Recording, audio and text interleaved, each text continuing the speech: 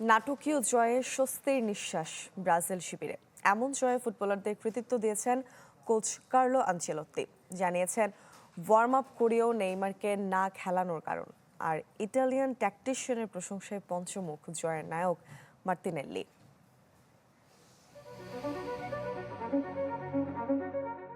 একেই বুঝি বলে ঘাম ছুটানো জয়। চাপের মুখে ফিরে আসা আর তারপর শেষ মুহূর্তে নাটকীয়তা। হিউস্টনে রীতিমতো থ্রিলার জিতে বিশ্বকাপে টিকে রইল ব্রাজিল। এ জয়কে মূলত সাইড বেঞ্চের শক্তি হিসেবেই দেখছেন মাস্টারমাইন্ড কার্লো আনচেলত্তি। কৃতিত্বের পুরোটাই দিলেন শিষ্যদের। হারলেও ইতালিয়ানের কুর্নিশ পাচ্ছে Japan. Encontramos dificultà para forza do rival che è মাঠে ও বেঞ্চে আমাদের অনেক বিকল্প আছে।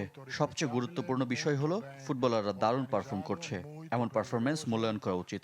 এটা খুব কঠিন একটা ম্যাচ ছিল। জাপান মোটেও সহজ প্রতিপক্ষ নয়। però l'equipe stava no campo. জিতলেও অবশ্য নেইমারকে নিয়ে দেখা দিয়েছে প্রশ্ন।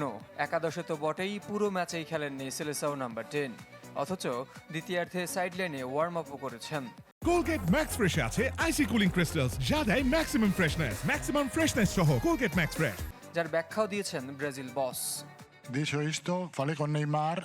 আমরা ভেবেছিলাম ম্যাচ অতিরিক্ত সময় গেলে নেইমারকে নামাবো। এ নিয়ে আমি ওর সঙ্গে কথাও বলেছিলাম।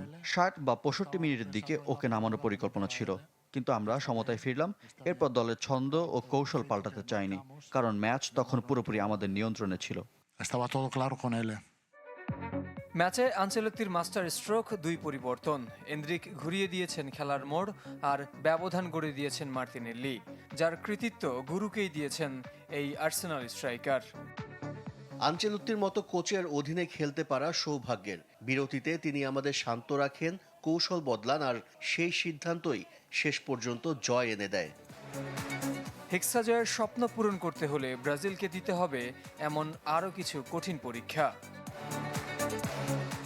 জহির সাগর, চ্যানেল 24।